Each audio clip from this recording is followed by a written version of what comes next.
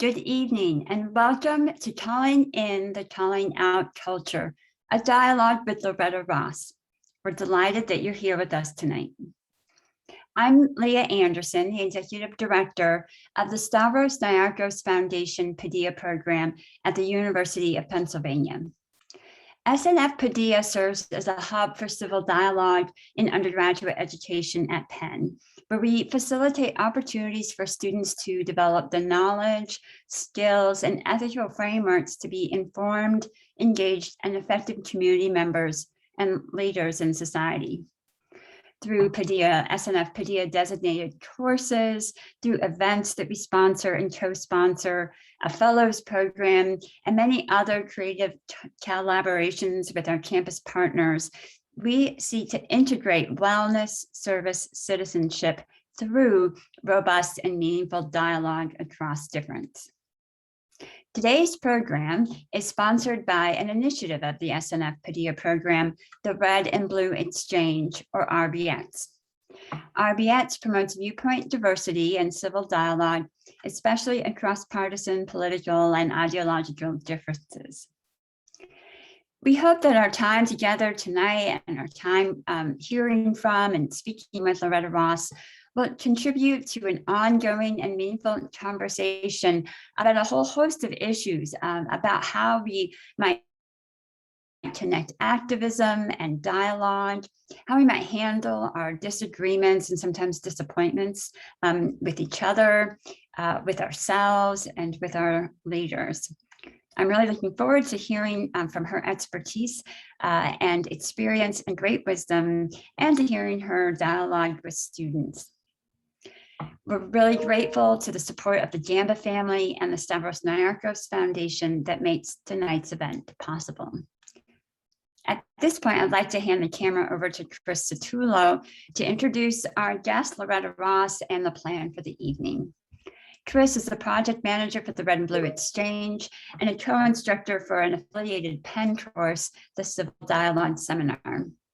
He's an experienced civic engagement and media consultant and worked for many years as a journalist in Philadelphia, including leadership roles at WHYY and the Philadelphia Inquirer. Chris, the floor is yours.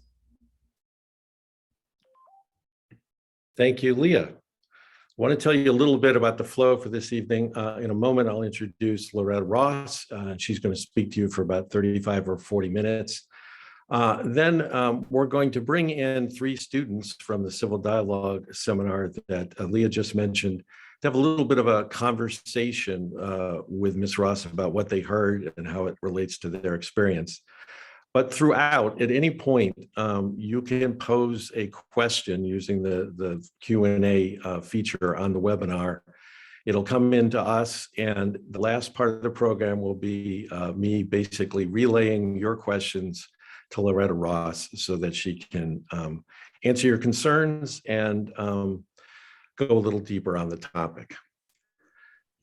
Tonight, we're really thrilled at the Red and Blue Exchange to bring to the Penn community and beyond a timely message from an impeccable messenger. Our speaker tonight, as you've heard, is Loretta Ross, and her talk is titled Calling In the Calling Out Culture. Ms. Ross is a renowned feminist and social justice advocate. She was a pioneer in the struggles for reproductive rights and to oppose violence against women. She was the national coordinator of the Sister Song Women of Color Reproductive Justice Collective, and she was co-coordinator of the 2004 March for Women's Lives in Washington, D.C. She founded the National Center for Human Rights Education in Atlanta and launched the Women of Color program for the National Organization for Women. She's done pioneering anti-Klan work in the South, and she is now a professor at Smith College. She's written 3 books and has a 4th on the way, which will elaborate on the thoughts she's about to share with you tonight. Her message about calling in rather than calling out has been featured in the New York Times, on CNN, Good Morning America, and many other news outlets. We're delighted she's with us tonight to share her wisdom. So without further ado, let me offer a warm Quaker welcome to Miss Loretta Ross. The floor is yours. All right. Thanks for that wonderful introduction, though I'm not quite sure what a Quaker welcome is unless y'all just sit there in silence and glow. But anyway, it's an honor to be able to speak to y'all tonight. I have a 50-year history in social justice activism, and only 5 years ago became a college professor. So I kind of consider myself a fake academic. And the reason that I'm even in the academy is that I was offered a chance to teach in the college what I learned by doing community organizing. So that's the lens through which I talk tonight. But I really have to talk about why I'm working on calling in the calling out culture. I believe that we're in a dangerous moment for our democracy right now. I think the recent events have proven how fragile it is. And we are dealing with people who have basically stated that if they cannot permanently control the democracy, they'd rather destroy it. And with the attempt to overthrow election results most recently, and the continuing attempt to undermine people's confidence in a liberal democratic system, it is even more important that we focus on how we do the work as we focus on the work that we do. Because if we don't figure out how to build bridges between those who believe in a liberal democracy versus those who are opposed to it, we will find that, like Karl Popper said, too much tolerance leads to the lack of tolerance. We really have to make sure that we understand what's at stake at this particular political moment. And in a way, I'm very excited and joyful about it because even though I'm quite old, I'm actually too young to have dealt with segregation. I don't remember when lunch counters and bathrooms and swimming pools were segregated. I was too young for that. And I thought all the good stuff had happened before I was born, or before at least I was conscious, before I was woke. And instead, what I've slowly come to realize is that this is our lunch counter moment. This is our time to stand up against injustice and bigotry and hatred and define who we are in relationship to the tumultuous times that we're in.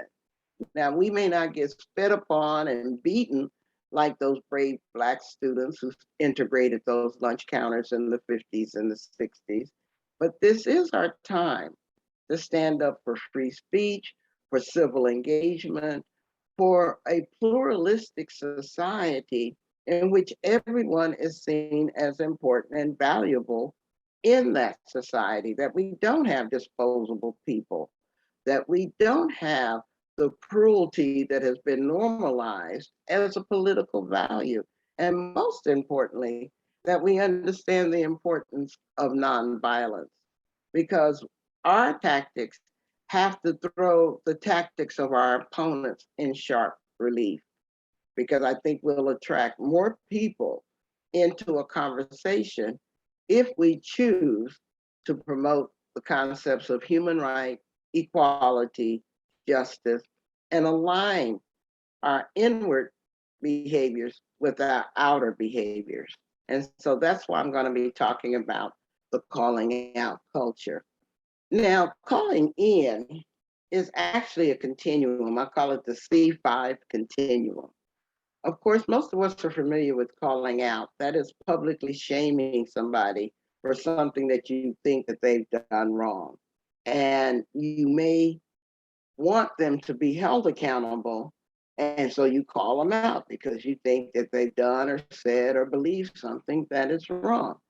But the paradox of a call out is that it's most likely not to give you the results that you want. Because when you publicly humiliate people and shame them, you've just invited them to a fight, not to a conversation. And the most frequent response to being publicly humiliated and shamed will be to fight back, to try to hurt people like they feel like they're being hurt, that kind of thing. And so the ultimate call out is canceling somebody, demanding that someone lose their job or their platform or their reputation because you think they should be held accountable in the most punitive way. But the interesting paradox about the cancellation impulse is that many people who call for the cancellation of somebody else are replicating the same prison industrial complex that they say that they're critical of, but they're using the tactics of shaming and exiling and disposability in the pursuit, in their minds at least, of accountability.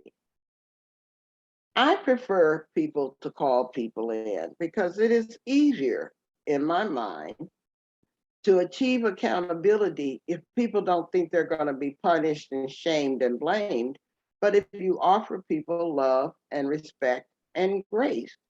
And when you do or use a calling in, you're inviting people into a conversation instead of a fight. And you're more likely to have an influence on someone if they know that you are listening to them carefully, respecting their humanity, even as you disagree with them. You're more likely to make headway with that person. And so calling in is my preferred strategy, and I'll be talking about that more. Now, since I said it was a C5 continuum, there's actually two other aspects of it. There's also calling on. Now, calling in somebody or calling them out requires you to give that person your time or attention. And so you've made an investment into that person.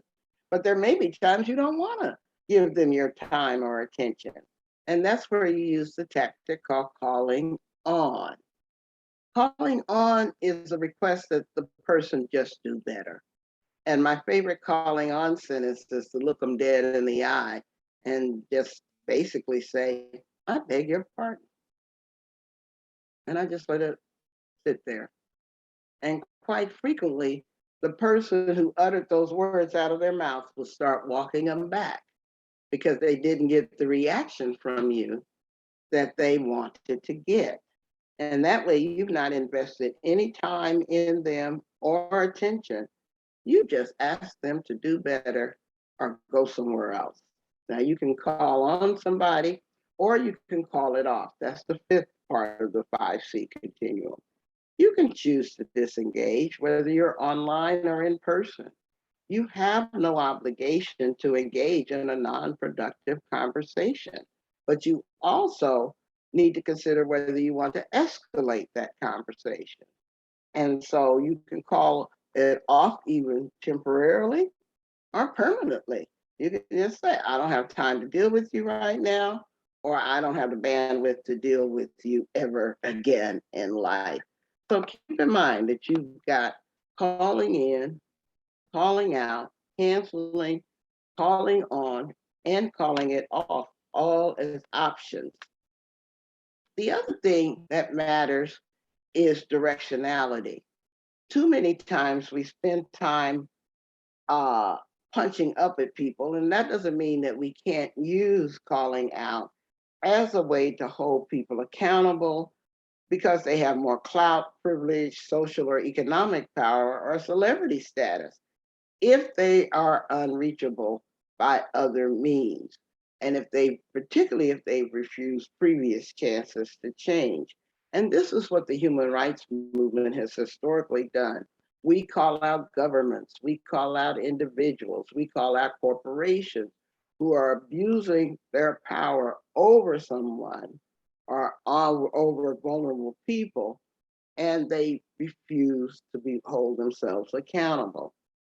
And then too many times people punch down when they take advantage of their power, their privilege, their status, or their knowledge to harm people who are vulnerable and can't hold them accountable.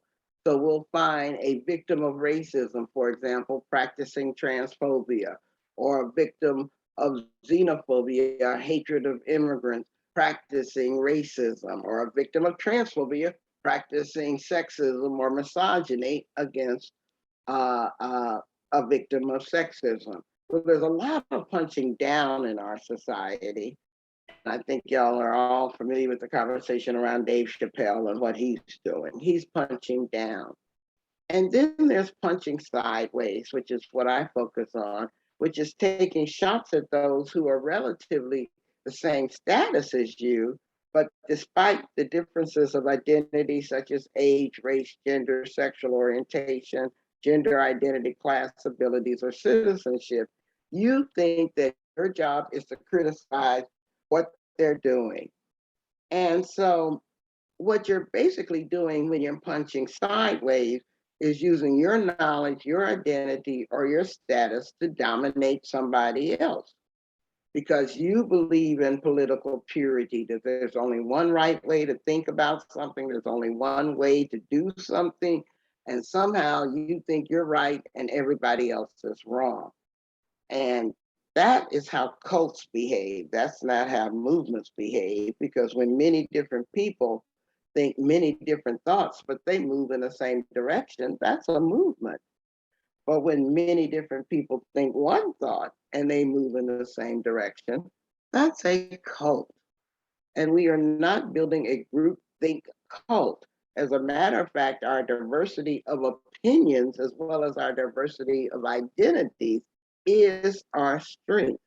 But I find a lot of people weaponizing their privilege, using their knowledge and their identity or their status to dominate other people as if they're in a woke competition. My girlfriend Dazon calls it the woking dead, as if somehow you know everything and the other person that you're criticizing obviously doesn't know what you know. And knowledge is the privilege of knowledge is a heavy burden that we need to be responsible for. And all of us, as I said, are capable of being victimized violators, having our human rights violated at the same time we violate someone else's human rights. Think about the battered wife who beats her child. And I also think a lot of calling out is precipitated by what we call performative activism, where we think that too many people are doing symbolic actions to seek their own standing or their own social status or virtue signal how hip they are or how woke they are. And I actually don't have a problem with people doing what others call performative activism, because even though I don't know if they could do more, I already know the one thing that's most important about them. Let me put it another way. If somebody puts up a Black Lives Matter sign and that's all that they do, that already tells me the one thing I need to know about them. And that's not that they're not on the other side. Because I've never seen a white supremacist of any ilk put up a Black Lives Matter sign. And so while you're sitting up here criticizing somebody for being performative, you're probably alienating a potential ally, when in fact you should keep your razor sharp focus on people who are actual opponents. And then I find people that use their identities to bully other people or to use their history of trauma to bully other people. But there's a woman named Olufemi Taiwo who basically advises that oppression is not a prep school. You know, your lived experiences only offer you a chance for knowledge, not the guaranteed achievement of wisdom. And so some of the most damaging words I hear in the call out culture is, I'm hurt, I'm afraid, I think that person is toxic, or that person is damaging my mental health, or I don't feel safe. I mean, all of these kinds of words are things that may be your lived experience and your real experiences, but the reality is that people use these words to shut down their own opportunities for growth. And I find that when people call out, they generally size people up to determine the threat to them before they even call them out.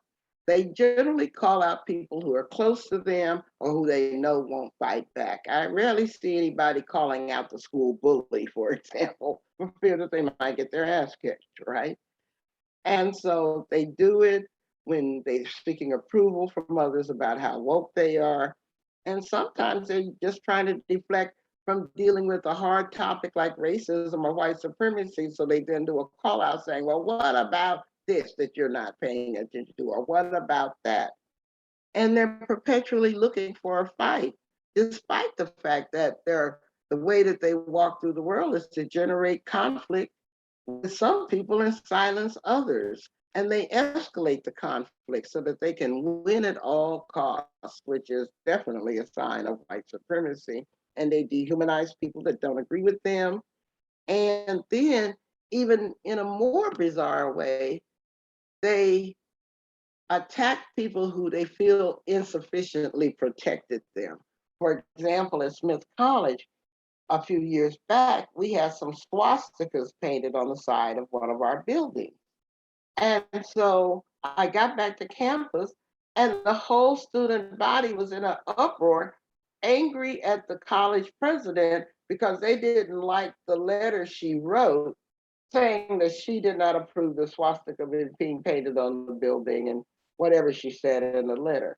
So when I got back to the campus, the students told me what was going on. And I said, wait a moment. Are you telling me that you're more angry at the president from not protecting you from anti-Semitism than you are at the person who actually did the anti-Semitism? That's evidence of poor threat assessment and sizing up proximity, because they knew if they went after the president, that the president couldn't punch back. But if they go after the white supremacists, that's a whole different ball of wax. And so we see a lot of call out, which is a mismatch of expectations versus reality. You know, the expectation that a comedian will never tell a joke that offends anybody. The expectation that when Beyonce put up that feminist sign that she should have the political chops of a Bell Hooks or a Judith Butler. The expectation that a political candidate should be perfect as if they were auditioning to marry us instead of just represent us in a political situation. Now, there are appropriate uses of call outs. I believe call outs should be used to address power disparities, where people, as I said, have power and they're using it to abuse others. When people make themselves inaccessible to people to achieve accountability. And sometimes you want to do call outs to decrease the likelihood of further harm. So you'll find people who are survivors of sexual abuse who call people out to keep other people from being abused themselves. And they use it to also find others who are experiencing similar harms. And by spreading the information, they can build community to prevent future harms, or they can use call outs to name unmarked or hidden structures or privileges that are causing harm that no one is paying sufficient attention to. And this is often done by lifting the voices from those who have been historically silenced. And there are times when public shaming works. As I said, this is a favorite tactic of the human rights movement, to publicly shame entities or people capable of feeling shame. But we just ended up with a former president who was so shameless that every time he got called out, his followers loved him even more. And sometimes you can use call outs to release pent up outrage. But calling out is usually not the best strategy, because it's a scarcity based model that sees power as a limited commodity. And this whole primitive demand that you have the power and you must transfer the power over to me without changing the conditions under which that power is exercised mean that you're literally fighting for equal opportunity to oppress someone else. And then if the group who loses the power is compelled to confer it to another group, that creates a logical resentment of power loss, because it animates fears of retaliation against the former power abusers, and it leads into a false solution that really disguises power through all kinds of faux democratic practices like all the white people need to shut up so that the people of color can speak kind of stuff. There's no real transference of power that's happened. It's just a pretense of power sharing. And so a lot of this is done because we essentialize people's identity. We think that a person's political opinion or action is always correct or incorrect based on their identity. You ignore evidence that indicates that an opinion or action is harmful because they're a white person or they're a person of color or a migrant or queer or trans or a woman, because you're practicing that identity reductionism or essentialism. Sometimes people internalize identity essentialism, so they find themselves hesitant to express their experience or position, or worry that they're not Black enough or white enough or Asian enough or trans enough or queer enough, on and on and on. And this is born out of a fierce desire to reduce a complex situation because of the identities of the people involved, and people really want to simplify the world. And when people do this identity reductionism, they really offer an analysis around a conflict that lacks an acknowledgement of the power differential between people. So when you're considering calling people in or out, you have to be grounded in an understanding of power, systems of oppression and domination. And as I said, our life experiences can shape our responses, but does not entitle us to believe that our truth is the only truth. And unfortunately, we live in this system of white supremacy. And by the way, white supremacy is an ideology, it's a body of ideas, it is not a race of people. Whiteness is an identity. White supremacy is ideas, is an, like I said, an ideology, because everyone who's white is obviously not a white supremacist. And unfortunately, everybody who's a white supremacist is so obviously not white. So stop the conflation of whiteness as an identity with white supremacy as an ideology. But what the ideology of white supremacists encourage us to live, biologically deterministic lives that are scripted, and you're supposed to do this, and you're not supposed to be this, you're not supposed to be capable of doing this, and things. And in reality, life is a lot more complicated, and we always have more choices than we think. And if you focus on the conflicts we have in hand, you have to focus also on using tactics that keep people in the conversation versus pushing them out. And if you focus on your shared vision of human rights and justice and what's required to achieve it, it's really possible to bring people in. I want to talk about how calling out gets so quickly magnified and then switch to calling in.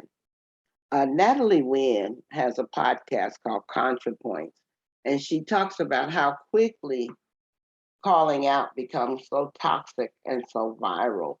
And I'm going to use the poor example of a nameless person. Let's assume that his name is Joe. I hope there's no Joes on the line that I'm offending. But poor Joe is in a staff meeting and he says something that seems innocuous to him, that I just moved to a neighborhood downtown and I heard a lot of gunshots last night. There may be somebody in that room saying, wait a moment, Joe, what are you saying? Just because you live downtown that, all Black neighborhoods have gunshots in them, blah, blah, blah, blah, blah. What you said was racist. Poor Joe is like, wait a moment, all I did was state a fact. There were gunshots in my neighborhood last night. But Joe is unheard because there's a presumption of guilt taking place. And because what he said has already been deemed racist, there's nothing Joe can do, because we're getting into a clash of identity essentialism. Or Joe is white, the accuser is Black, and there's no due process, there's no investigation, there's no even giving poor Joe the benefit of the doubt. And because someone has declared that what Joe said was racist, then it quickly gets abstracted and essentialized, so that it goes quickly from Joe said something that someone thought was racist into Joe must be a racist. Now it's an indictment of his moral character. And the people doing such indicting are usually taking a very pseudo-moralistic or a pseudo-intellectual stance on their high horse, saying, I know what is racist, and Joe is a racist, kind of thing. because they believe in false binaries, that they're the good people calling out the bad people, they're the right people calling out the wrong people, on. And they're overly simplified, unnuanced analysis of the world is what they think should dominate the discussion. And then poor Joe is caught into a lose-lose situation, because if he tries to apologize for his comment, then he's going to be read as insincere in trying to game the system and evade accountability that way. But then if he doesn't apologize for the comment and doesn't think he actually did anything wrong, then he's going to be seen as trying again to evade accountability. And anybody coming to the defense of poor Joe is going to be seen as contaminated. Oh, well, wait a moment, let's slow down. Let's see what actually took place. No, you must be enabling a racist, so you must be a racist too, kind of thing. So Joe has suddenly acquired a bad case of the political cooties that everybody's going to avoid trying to get attached to themselves. And then, like I said, there's this unforgivability thing attached to it. And so pivoting, let's talk about calling in my last few minutes. Calling in is a call out done with radical love to achieve with accountability. So there isn't a lot of difference between a call out and a call in, except your motives are different, because you're calling people in with love and respect and grace instead of hatred, anger, and blame. And a classic calling in sentence could be, that's an interesting point of view. Tell me more. Or you could say, I can't believe you said that. You're still, you still have a chance to call attention to what you think was problematic, but how you call attention to it really does matter. And it requires giving each other the benefit of the doubt, because the other people that you're talking to or about are as complicated as you are. And you can have good days and you can have bad days. And all of us basically have done something stupid that we're glad somebody didn't catch on a cell phone or in a Twitter feed, because we could all have those gotcha moments hanging over our heads. So why do we get to weaponize somebody else's gotcha, hoping that nobody weaponizes ours? And so we have to acknowledge in a calling in process that diverse people can be on the same team and are supposed to have very welcome differences of opinion.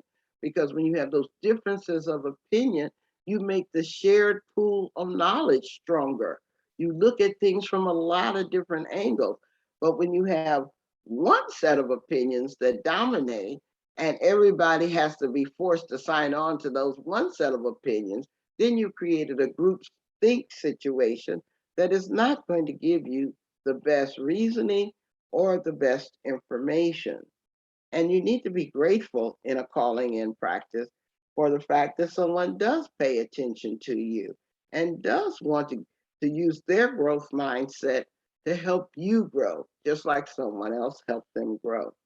So calling in begins with self-assessment. You have to analyze how you feel and why you want to call somebody in the first place. Do you want them to grow? Do you want to achieve accountability? Or is there some secret desire in you for punishment, for revenge?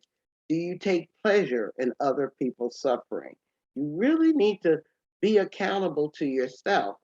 And my favorite science fiction writer is Lois McMaster Bujold. And she writes a line in one of her books that says that your reputation is what other people think that they know about you, but your integrity is what you know about yourself. Guard your integrity, not your reputation, because you'll never ever control what other people think that they know about you, but you do control what you know about yourself. That's who you have to sleep with every night. And you need to be able to make decisions that you can look into in the eye without shame. And so calling in self-assessment ask the question, are you in a healed enough space for a difficult conversation? Because if you're still bleeding from your trauma, chances are you're going to bleed all over the people you're trying to call in or out. And you will maybe be motivated by the pleasure you're taking in their pain. And calling in also requires you to accept the fact that you don't have the magical power or the magical words to change somebody else. Because if you had that magic power and those magic words, couples wouldn't fight, families wouldn't fight, co-workers wouldn't fight, students wouldn't fight with each other. Nobody has the magic words to change somebody else, but you do have the words to change yourself. And that's why self-assessment is so important, because I find that people do what they do because of who they are, not because of who you are. And the only change you will be able to exert is by how you walk into situations differently, because you don't necessarily, you will never have control on how other people walk into situations and stuff, and you may still disagree, but that's okay because people have the right to their different opinions. And I find that a lot of calling out is driven by the lack of self-forgiveness. And so that's why self-assessment is so important. If you can't forgive yourself for the mistakes you've made, then chances are you can't forgive others for the mistakes that they made. If when you were raised and you were blamed or punished for making a mistake, then you think it's normal to blame and punish others for making a mistake. But if when you were raised, you were offered forgiveness for your mistakes and those mistakes were used as an educational lesson for you, then you're going to be predisposed to offer that kind of grace and forgiveness to others. So the choice for you is whether or not you're going to keep acting out those imprinted patterns from your childhood as an adult. Adulting is called making the choices that make sense for you, not just living a programmed existence that happened, that got set in your childhood.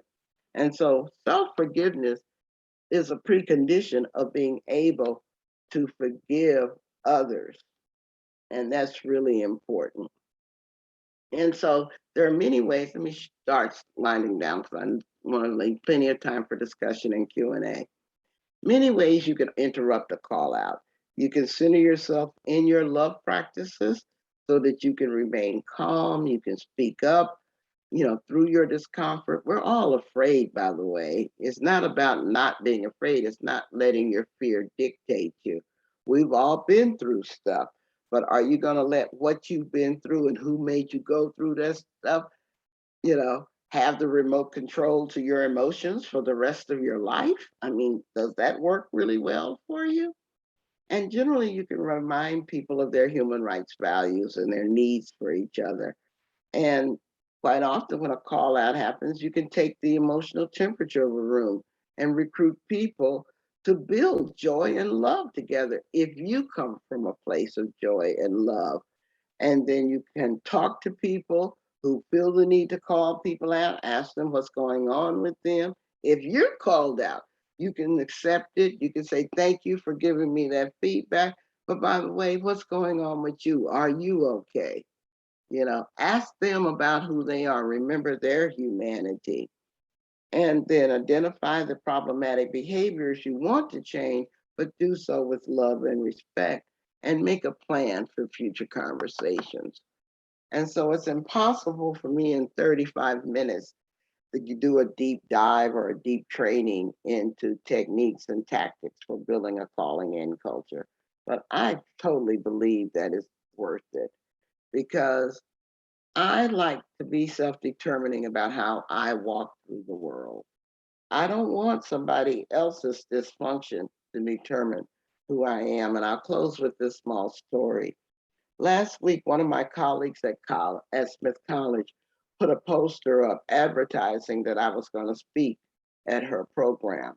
And she just forgot one important thing. She forgot to ask me if I was even available that night. She never made that call or sent that email asking me.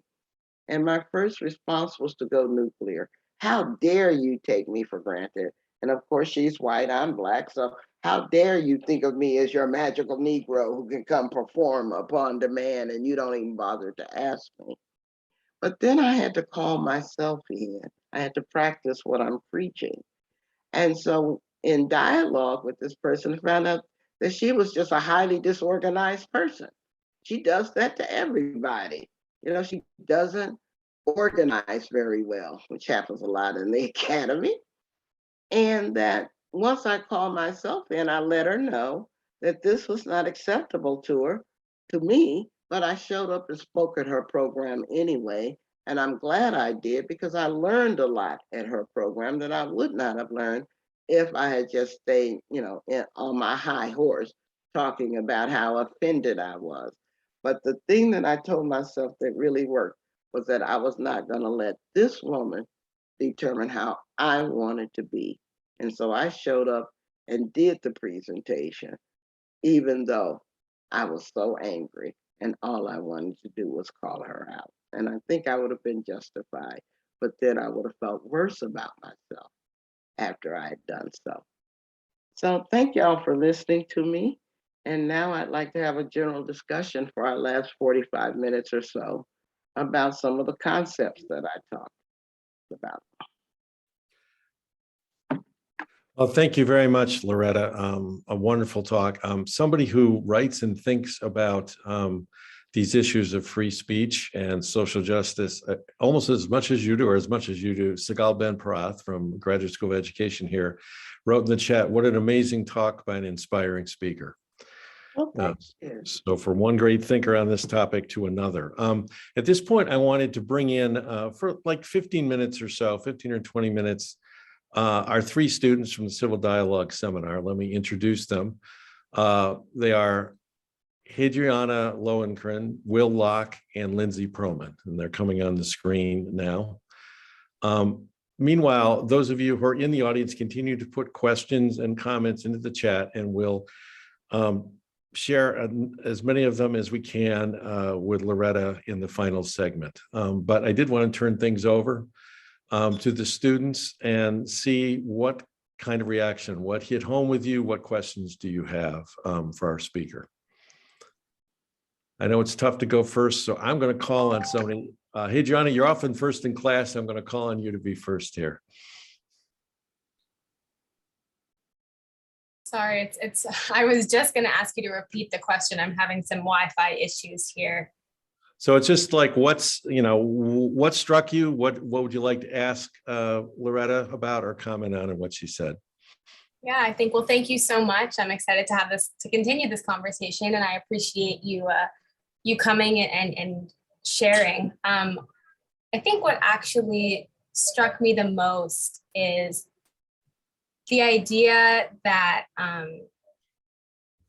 well, I guess first and foremost, I completely agree, that we learn a lot more by having these conversations with people who are different from us.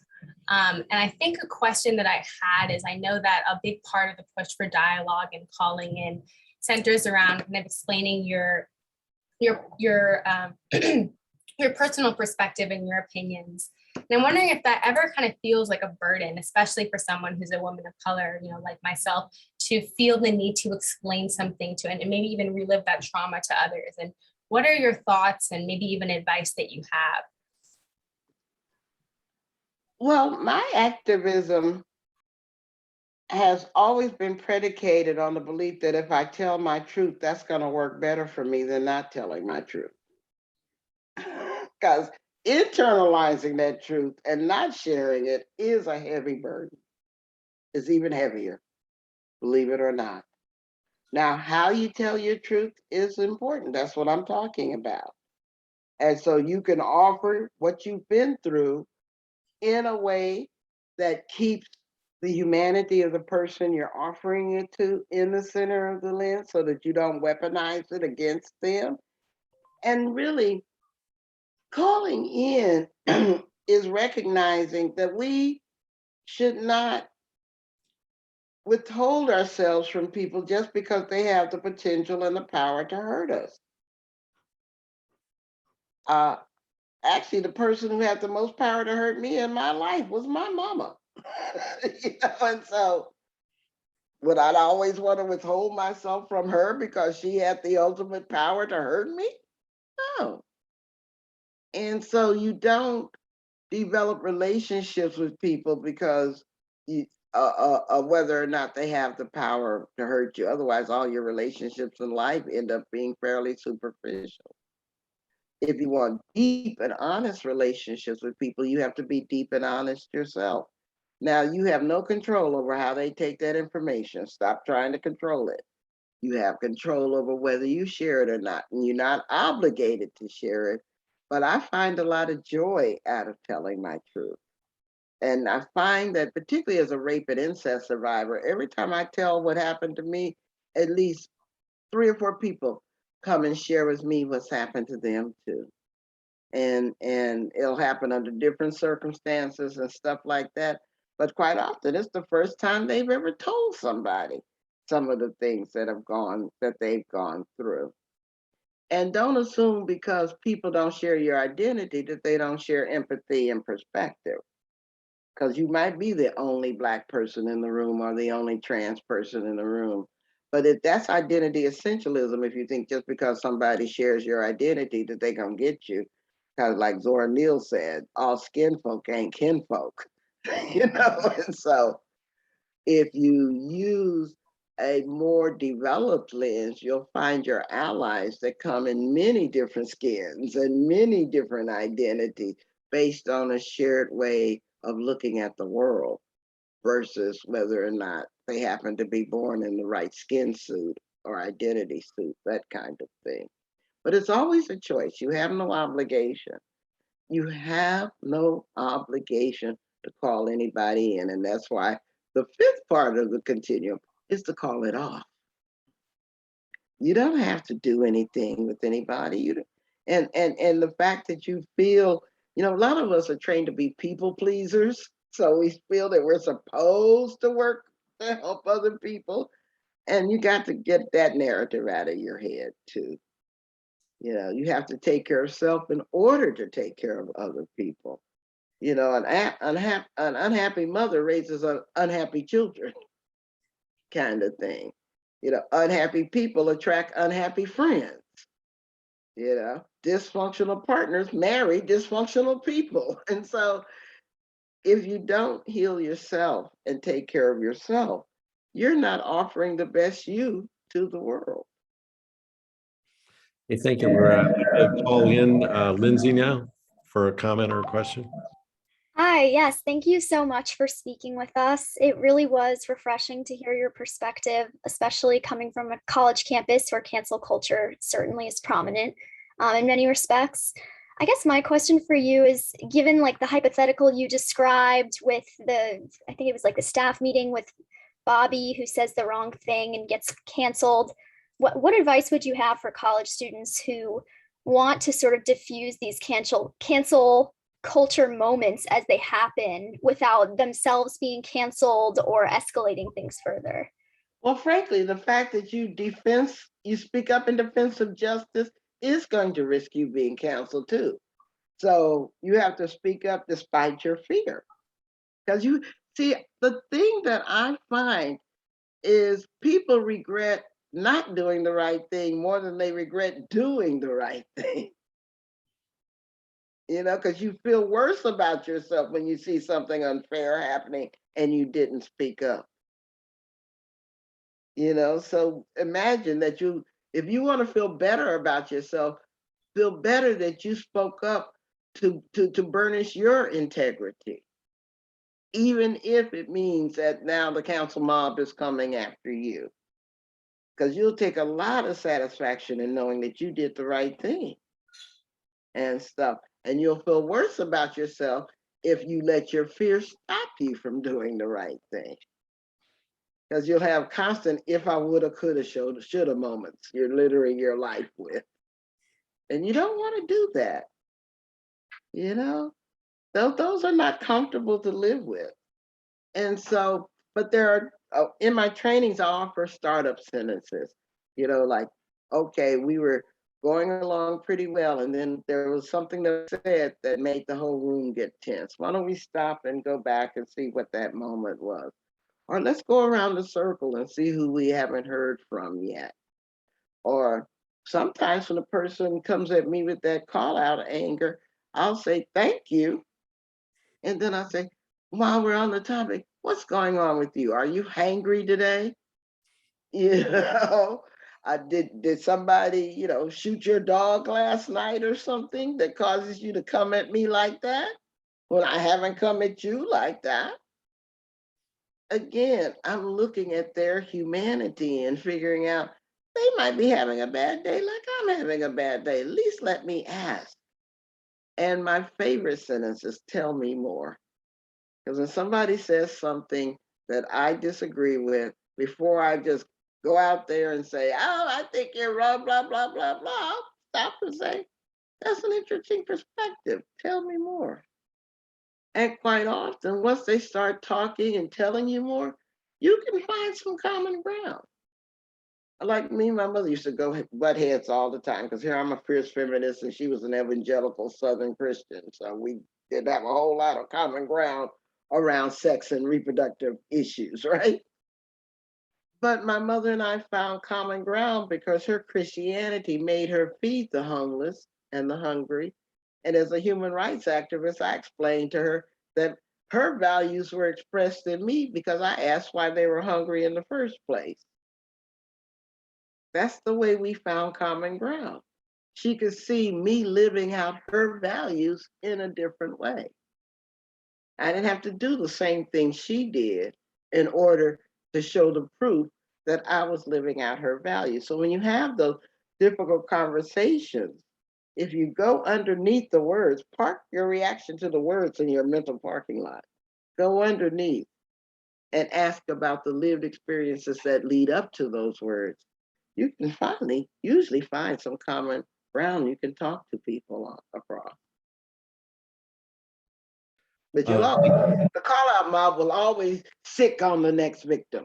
So you can't avoid that because they're more dedicated to calling out and getting attention that way than healing, moving forward, or doing anything else. Okay, Loretta, I wanted to bring Will Locke in for a question or a comment.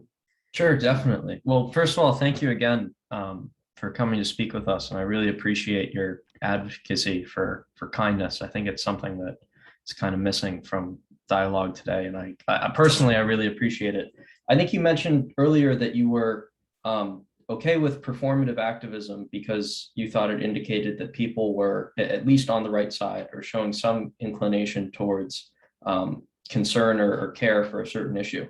What do you say in the case where performative activism is kind of masking hypocrisy? In the case that I would think of is, there are many towns near my hometown where Black Lives Matter flags are almost ubiquitous in every yard. And yet these neighborhoods will consistently vote down low income housing projects or even medium income housing projects that would allow minority families to move into their neighborhood or something like that. So again, you could ask them, what do those values mean to them? And ask them I really like that I live in a neighborhood that has a lot of Black Lives Matter signs. So why don't we talk about what that means to us as a neighborhood? What does it mean to how I want to raise my kids? What does it mean to what I want my children to see in terms of diversity in the neighborhood, in terms of what they experience in the neighborhood? Because as I say, you already know the one most important thing about them, they ain't on the other side. But what I find is that a lot of white people are just basically racially illiterate. And so what? We're all raised in a society that's designed to make us racially illiterate. So it ain't even their fault. There's a difference between blame and responsibility. Blame is for something you've done, but responsibility is for something you can fix. Isabel Wilkerson talks about it in her book, Cast. Let's say that you're a person who just bought this new old home, but you're the new homeowner. And once you get the home, you find out that the foundation is messed up, the plumbing sucks.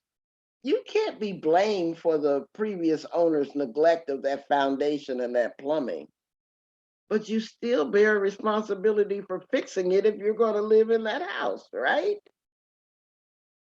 And that's what America is.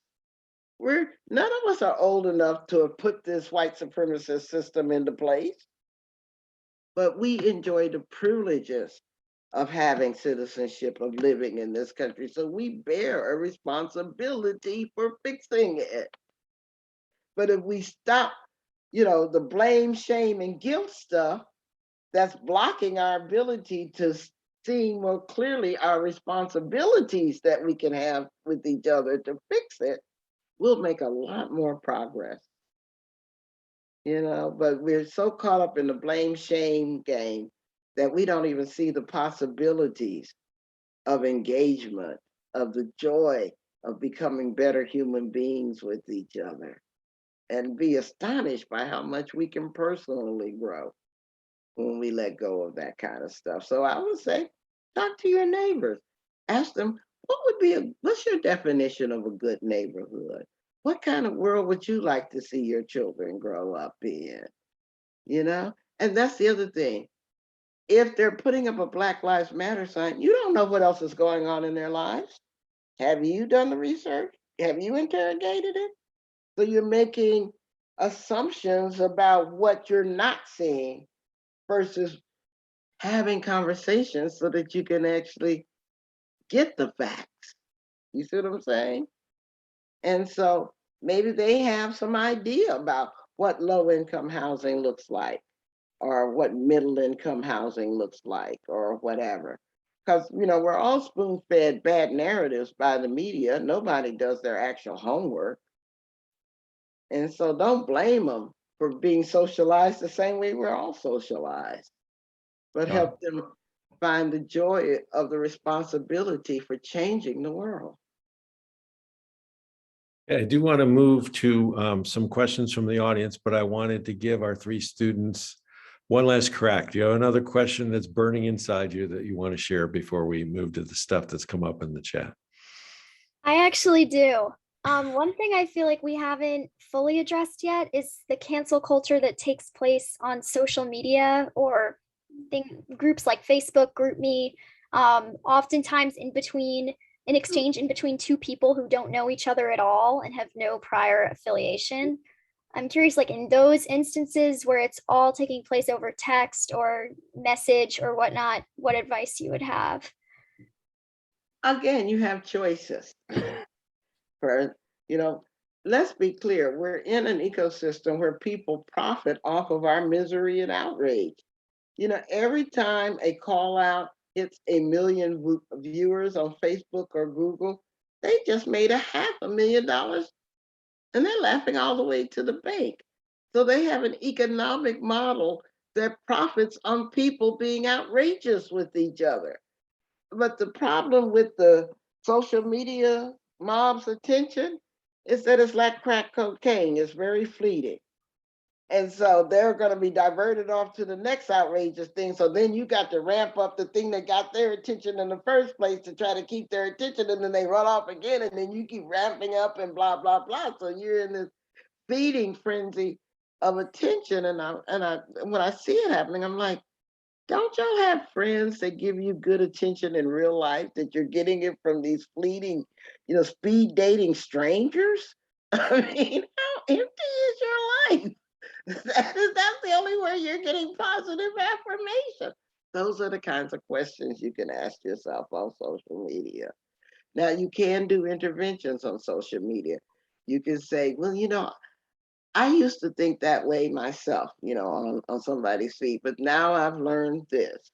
Or, I don't have time to talk to you right now, but can we make an appointment to talk again later when, things are less tense or something? But I beg everybody to stop being the unpaid interns for Google, Twitter, and TikTok. They ain't paying us, but we are building their audiences for them, and they're laughing all the way to the bank. And by the way, deforming our democracy while they're doing it. Of course, you notice the expose of what's happening, how Facebook put profits over even the health of our democracy or even the truth. I mean, and so we get a choice whether we're going to participate in making the world more cruel than it needs to be. We don't have an obligation to do that unless that cruelty is in our hearts already. Hey, thank you, Loretta, and thank you to Lindsay, Adriana, and Will for getting us started with the Q&A. I want to go to some questions that have come in on the chat, Loretta.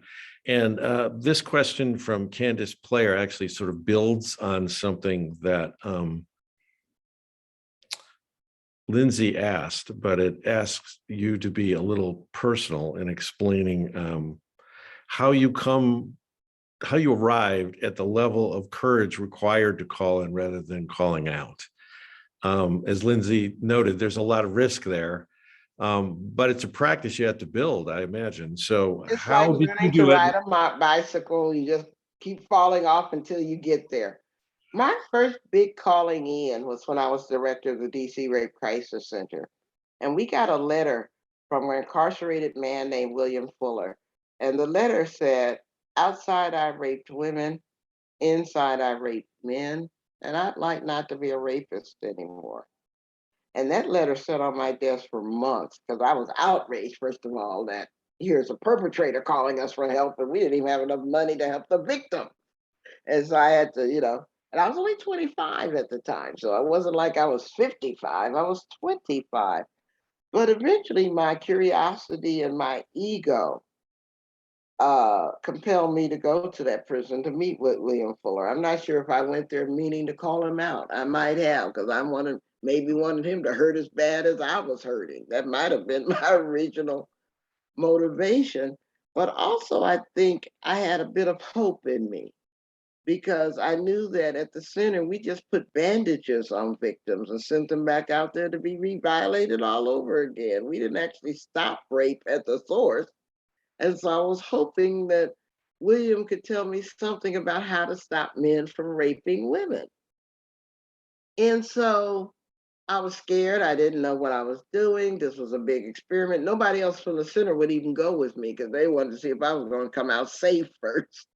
Before they would go behind into this prison.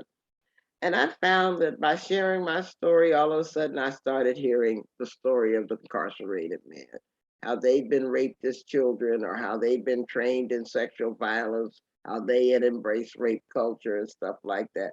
And I never ceased being scared, but I knew I wanted to do something different and talk to men about how to stop raping women. And so it's been a forever practice like that. I deprogrammed people who've been in the Ku Klux Klan and the neo-Nazi movement when I was in my 40s. And certainly being a Black woman in a white feminist movement, I experienced my share of microaggressions and did a whole lot of calling out of white women, trying to get them to understand the reality of Black women.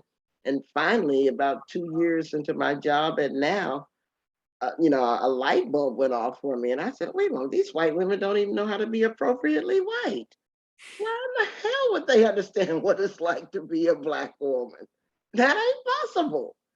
And so I shifted my project from trying to get them to understand my Blackness to getting them to understand their whiteness, And so you practice it and you find those opportunities to call yourself in, master your fears, and do what you think is the right thing. It's a compassion muscle, an empathy muscle that you work on all the time. And it's never a done deal, because that opportunity to call that woman out who put my name on that poster just happened last week. And I wanted to tap dance not only on her, but blow up her reputation on campus at the same time. So I had to call myself in. So it's always a process. Loretta, you mentioned your work with the Klan and neo-Nazis, and I'd love to hear a little more about that in connection with this next question from Michael Deli Carpini. You talked about strategies for calling in among people who ultimately are on the same side, the movement building aspect. But how does that work with people or groups who are ideologically or on values very much different from you, who you would very much disagree with? For example, students who hold conservative views on issues like criminal justice, immigration, taxation, gun control. So I'd love to hear a little bit about how you approached the work you did with clan wives and neo-Nazis. There's so many answers I could give to that question. First of all, I'm going to give the highbrow question, because somebody I've studied their negotiation tactics is someone that I hated their politics, but I love their technique, and that's Henry Kissinger. He was known as a great negotiator because he had the strategy of whenever he brought warring countries together, when he set the agenda, he would forbid them to talk about what they had that separated them, what they were in conflict about, until they talked about what they had in common, whether they shared a border, whether they needed the ecology of the ocean they were on protected, whether or not they both had migrant and refugee problems or whatever. He was really good at helping them humanize each other before they got to talking about what was difficult. And I think that's a strategy we could all use. So I just want to go high before I go specific. When my job was to deprogram white supremacists, and by the way, they already had left the hate movement. I wasn't their catalyst for leaving the hate movement, but they would call me, my organization, for assistance. My boss at the time was the Reverend C.T. Vivian, and he'd been an aide to Dr. Martin Luther King. And CT used to always tell us that when you ask people to give up hate, then you need to be there for them when they do. And when he first said those words to me, I kind of muttered under my breath, cursing, because I wasn't allowed to actually curse a preacher. So I just growl under my breath. But once I got to know people who left hate movements, I found that I couldn't hate them anymore. And they left the hate movements for a variety of reasons, none of which were good reasons, in our eyes. Like most times they were leaving them because they were escaping criminal activities. They didn't want to get arrested when the FBI finally busted them. Some of them were escaping the terrible scourge of childhood sexual abuse and adultery that takes place. These are not the most ethical people, right? And so they commit horrible things against each other, but people are intimidated into staying because they're also very violent people. And so when they leave those hate movements, they have to escape like in the middle of the night, often without clothing and stuff like that, because you don't just announce to the Klan that you're leaving like you're announcing to the Kiwanis Club, right? You have to escape. And so we had like an informal witness protection program for them because they didn't want to turn state's evidence to the FBI. They just wanted to get away and sometimes start a new life and relocate. And so that was my job, to work with them. Just because they were didn't mean that I agree with anything else that they were doing. They were still racist. They were still homophobic. They were still sexist. And I still needed to work with them.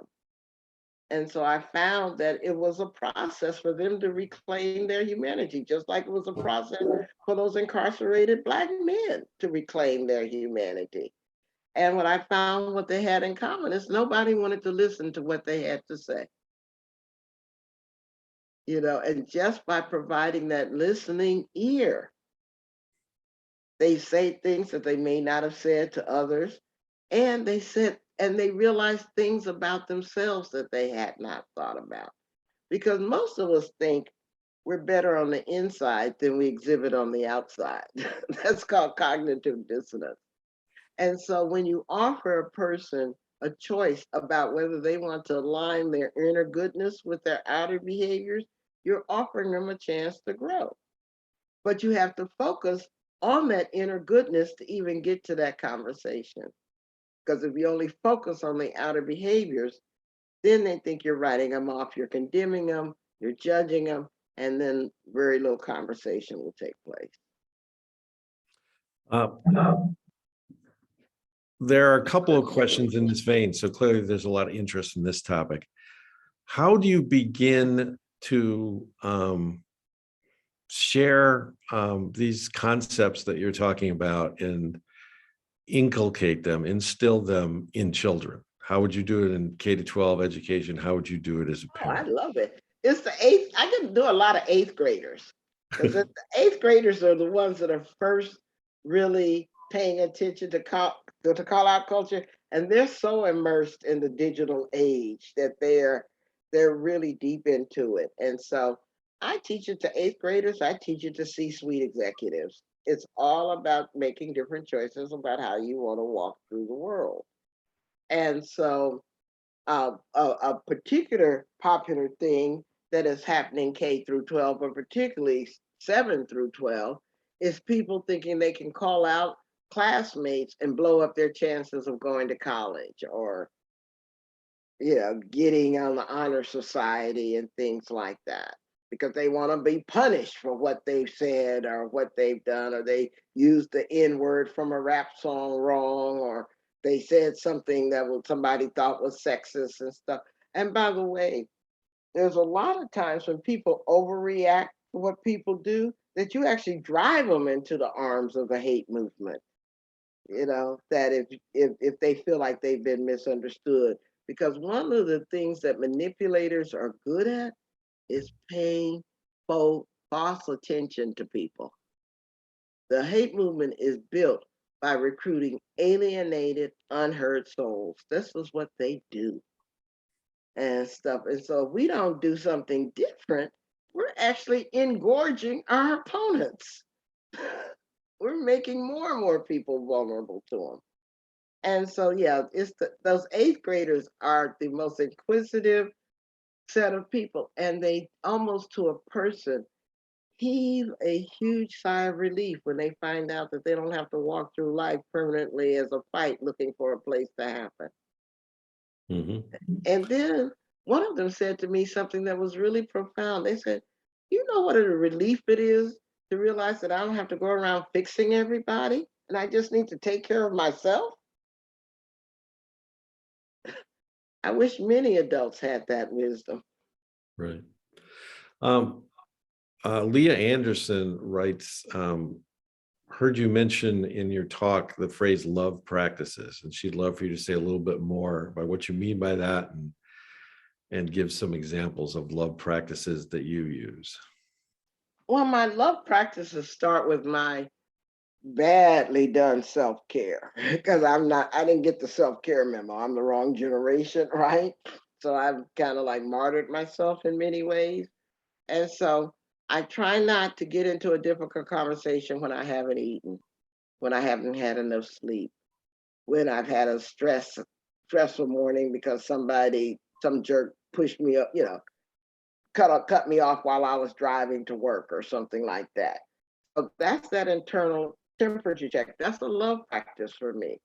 Loving myself so that I can prepare myself for how I want to walk through the world. That's what I mean by my love practices. And by the way, it's not only about the conversations you have with friends and family, you're going to need it with your own kids. Because if you start parenting, you do not have the luxury of blurting out the first thing that's on your mind. Otherwise, you'll create a bigger mess than you ever wanted to handle.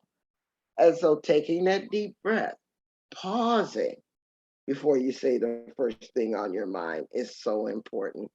I also find that a very important practice for me is to find those people that I most relate to, where I can discharge to, how frustrated I am, how angry I am.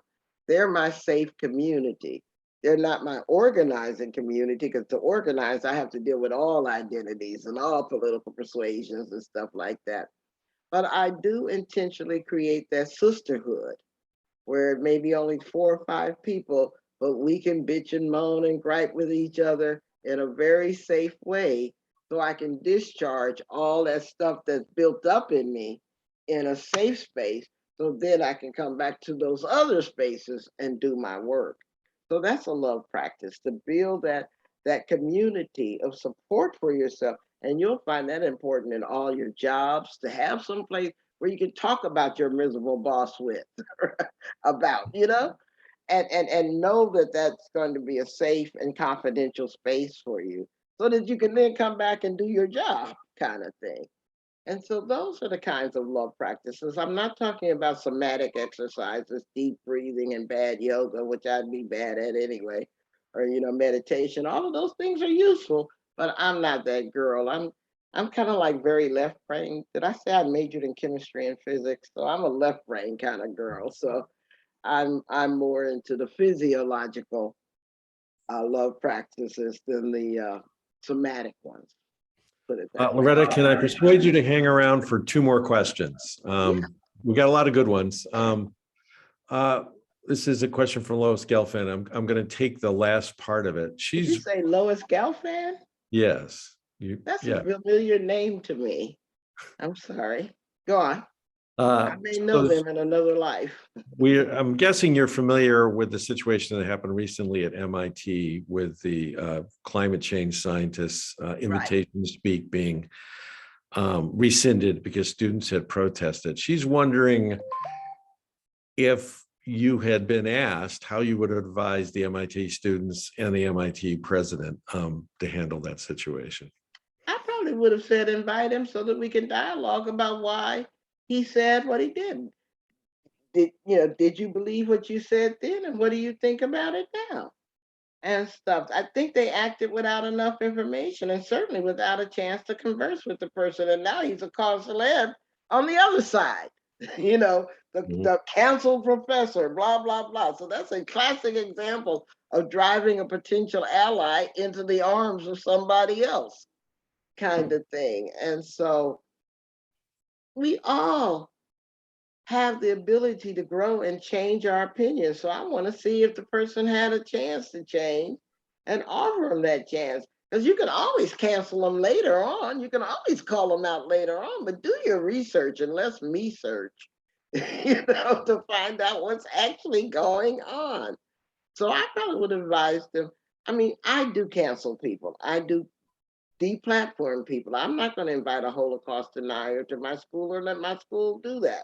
I'm not going to invite a slavery denier or a provocateur that's there to abuse the First Amendment to cause harm to my students. I'm not going to let those things do. So I'm not like Pollyanna saying, all free speech is welcome. No, there are words that wound, and I recognize that. I actually believe in speech that promotes democracy, not speech that promotes fascism. So I do have a line that I draw. But at the same time, in a nuanced situation like that, I probably would have said, let's talk to him and see what's up first before we make a decision. Don't just assume because of something you read he said in the past that he's ineligible to speak on our campus. Loretta, I have to compliment you. I don't know how you did it, but you answered the next question I was going to ask, and you answered that one. So very well done. Here's one last question from my colleague at Penn, Jonathan Zimmerman. Jonathan says, I hardly support your quest for common ground, but we can probably agree it's highly elusive in contemporary American life. When future historians try to determine how and why America became so polarized, what do you think they'll conclude? How do we do this to ourselves? I say if America wasn't America, Trump wouldn't have gotten elected. Mm-hmm. I also say that we never finished the Civil War in 1865. Ulysses S. Grant predicted that the next Civil War would be a battle between reason and democracy and ignorance and superstition. And we've allowed the proliferation of ignorance and superstition for entirely too long.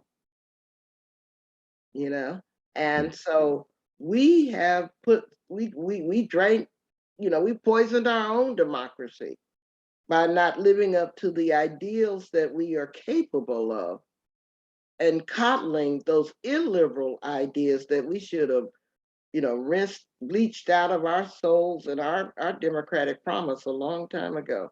Because are we going to be a country of liberty, or are we going to be a country permanently controlled by white supremacist authoritarians? We have not yet answered that question. Those people in the insurrection on January 6th weren't protesting because their votes weren't counted. They were protesting because Black votes were. That's still a continuation of the same Civil War. Thank you for that answer, and thank you for all your words tonight. I'm sure you've given everybody who's joined us for this event a lot to ponder, and hopefully a lot of things to begin to act on and to put into practice. Well, So thanks for inviting me. Hope to engage with y'all again in the future. Bye-bye. Great. And so I do want to bring in my colleague, Leah Anderson, for a few final words. If you've liked this Red and Blue Exchange event and would like to hear more about what Paideia and RBX have in store for you, hang in there with us for one more minute. Leah?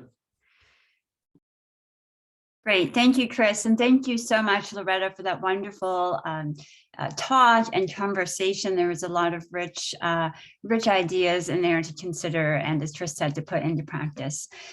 So there's more coming this semester from the Red and Blue Exchange and from the SNF Paideia program that build in different ways on the conversation started tonight. Next week, there's an event, Other Ways of Knowing, the Future of Knowledge and the Superhumanities. This is done in partnership with the Weitzman School of Design at the University of Pennsylvania, and is an opportunity to think about different approaches to knowledge and understanding, and sort of conversations and dialogue across different disciplines and different approaches to knowledge. On the 8th, the postdoc that SNF Paideia shares with the Andrea Mitchell Center will be running a skill sharing seminar on positionality and discourse. How where we're from affects how we dialogue and what to do about it. A great opportunity to build on some of the ideas and the conversations put out today, I think. We also have an opportunity to deepen our skills for listening. On November 12th, SNF Paideia, in partnership with several other groups at Penn, will be hosting Ernesto Pujol and Aaron Levy, two practitioners of deep and active listening, to share about their work, and then they'll be running afternoon workshops.